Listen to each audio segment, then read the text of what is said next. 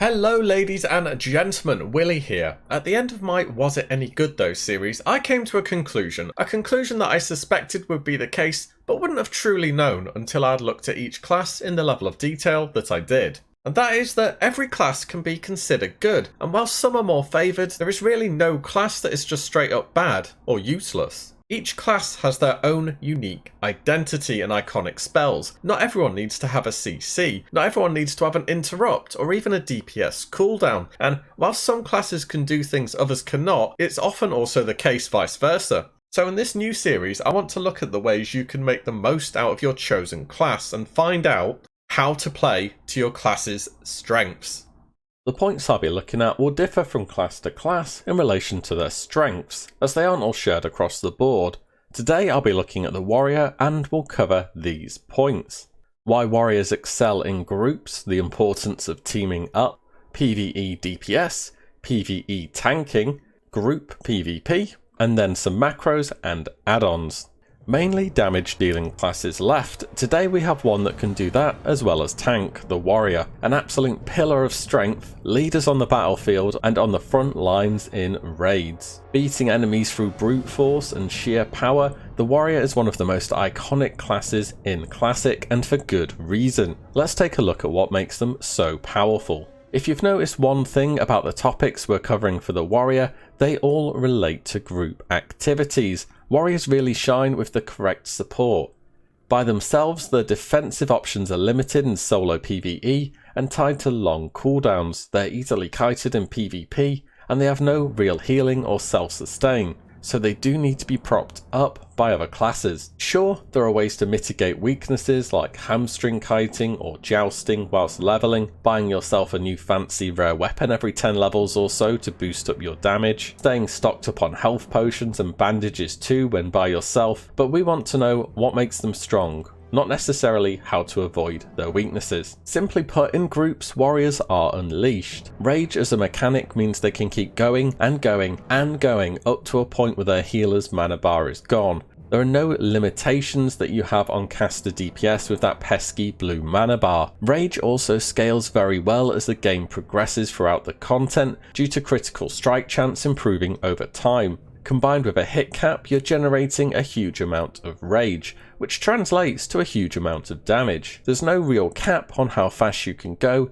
The only issue is how much damage you're taking and whether your healer's mana bar allows it. This is why grouping up is where warriors come out on top. That combined with a toolkit aimed at debuffing groups of enemies with demoralizing shout, thunderclap, piercing howl from the fury tree, and AoE abilities like Cleave, Sweeping Strikes, Whirlwind, you can see how Blizzard envisioned warriors taking a more direct approach and being capable of enduring tough fights. So on to DPS now, the first half of warriors' dominance in the PvE scenario. Much along the same line as what we discussed about rage scaling, this is the first factor to take into account here. Generally speaking, most warriors will opt into Fury for PvE, since it just puts out the most damage, with a specialization somewhat like this. Strong in both single target scenarios and equally decent on cleave encounters, which many of the fights do include in Molten Core. This build picks up improved battle shout and synergizes further with the already valuable critical strike chance by means of talents like Deep Wounds, Impale and Flurry. Perhaps one of the warrior's most iconic abilities is Execute.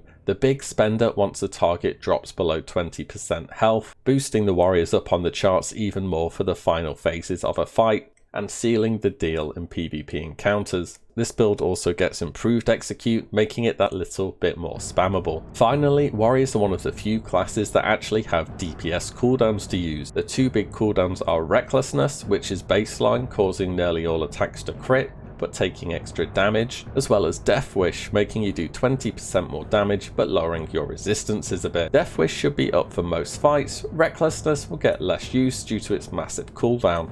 Pairing these two up, especially on cleave fights, makes you pretty much be able to spend rage as fast as you gain it and put out some mad DPS. There are options to explore two-handed fury as well, taking advantage of improved slam to replace heroic strike in your rotation. However, this should likely only be looked at if your two-handed weapon is considerably better than your one-handed weapons, and this is definitely more rage intensive as well, and does work better on Horde due to Wind Fury proccing big extra attacks to give you more rage. With DPS covered, let's check out the second half of Warrior's toolkit, the tanking side. Warriors are very sturdy tanks with a toolkit to adapt and overcome when it comes to single target or AoE. First things first, warriors can easily become immune to crushing blows, which are an attack made by a target higher level than you, like a boss in a raid for instance, that do 150% of their normal damage. As a tank, you want to be taking damage as smoothly as possible, so not to give your healers a heart attack by having a health bar like a yo-yo. With shield block up, warriors are effectively immune to crushing blows since their block chance is so high that the possibility for a boss to land a crushing blow gets removed from the attack table entirely.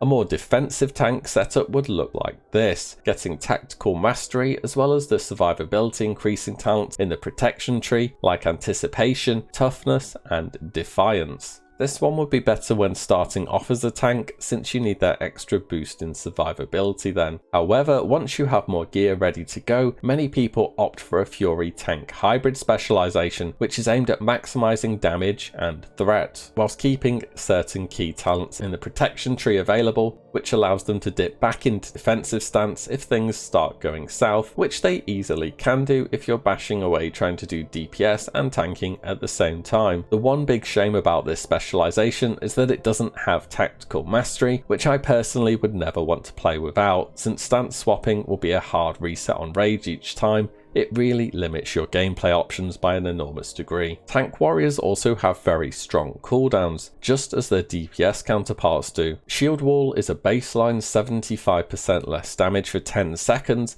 a hefty cooldown to make up how strong it is though. It can easily let the warrior stay in fights they should have no business winning and come out the victor. Last stand from the protection tree is a solid health boost, once again quite a big cooldown, but it makes up for it with how strong it is. Finally, warriors have 3 taunts. This is a really huge factor since it allows them to juggle aggro so easily when communicating. Taunt itself, mocking blow and challenging shout. No other class has so many ways to convince an enemy to hit them for a bit. Engaging with a rotation of shield wall into challenging shout between warriors, whilst mages and locks and other classes AoE can blast down bosses super fast if your group is set up in the right way. Also, these taunting abilities can of course be used by any warrior. There are no spell restrictions at all in Classic. Any warrior has the potential to save the day by drawing aggro with a quick mocking blow and then aggro passing back over as the effect ends. All this adds up to making warriors real beasts in PvE.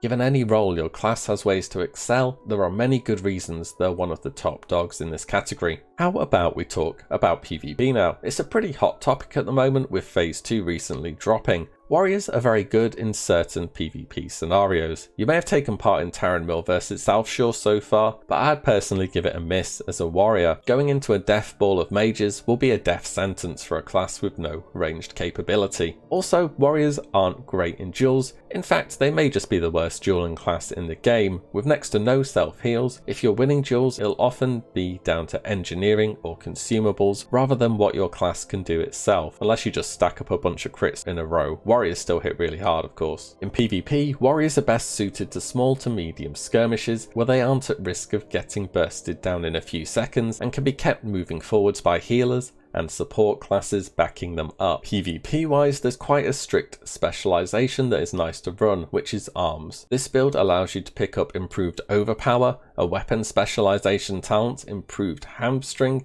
piercing howl as a ranged slow, and perhaps most importantly in rage, giving you a flat 25% damage boost after receiving a crit. Everything about this build works super well together and turns the warrior into a real war machine. It's important to note consumables as a warrior in PvP, perhaps more so than on any other class, since they're so very vulnerable to getting kited.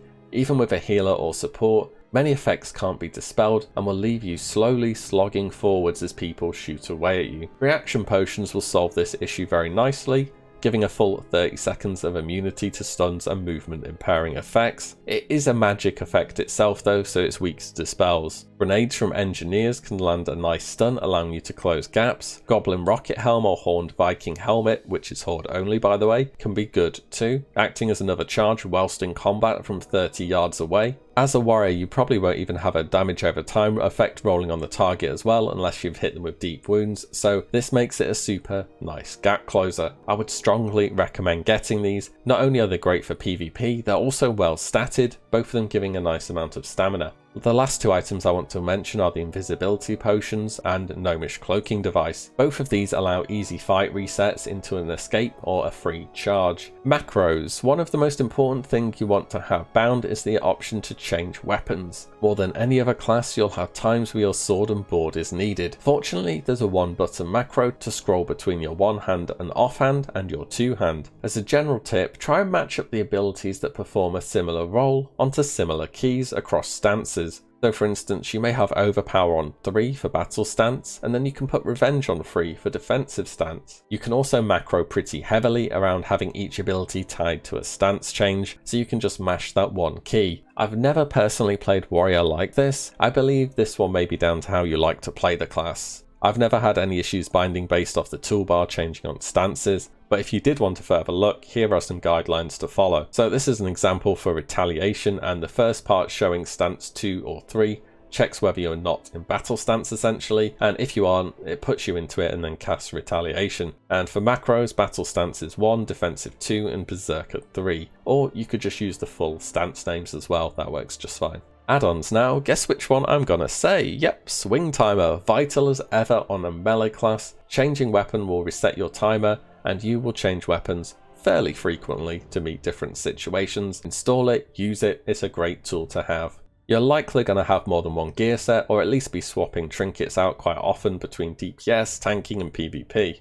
ItemRack makes this easy where you can save sets and then click them to change. You can also alt-click items to have a little pop-up on your screen where you can change things directly there instead of having to go through your bags when you're finding trinkets. Details and the TinyThreat plugin are great for tanking. It lets you know where you are on the threat meter, whether any DPS are getting a bit too close, or even yourself. It lets you anticipate when you may need to taunt or mocking blow. Generally, it's just a nice feature to have. It would be nice to have a weak aura that does a /yell when taunts are resisted or mocking blow is parried or dodged. This, as far as I am aware, is not possible through macros, but it is through a weak aura. Creating a check in combat logs whether an effect is resisted and then a yell on X target and what they ignored. Very, very good for pugs, especially raids. I have seen this work and I know it's possible, but I couldn't find a working link personally. It may be one to trial and error on wago.io classic, or try and create a working one for yourself. Finally, I would get Spy on warriors. Now this add-on is a bit controversial. What it does is basically let you know as soon as an enemy player is in range, even if they are out of line of sight. Honestly, it's pretty overpowered, but solo warriors need all the help they can get. Spy will alert you early, which may just let you get a charge off and a better chance of winning the fight. And that covers the warrior, an absolute beast of a class. Needs support to be great, sure, but you bring the pain like no other person can. Which leaves us with 3 pure DPS classes left. Not what I would have expected. We have Mage, Rogue, and Warlock. Tell me what you want as always below. I hope you enjoyed this, and I will see you guys in the next one. If you like what you see, give the video a like and subscribe as there's plenty more to come. As always, thank you all so much for watching. Take care. Bye.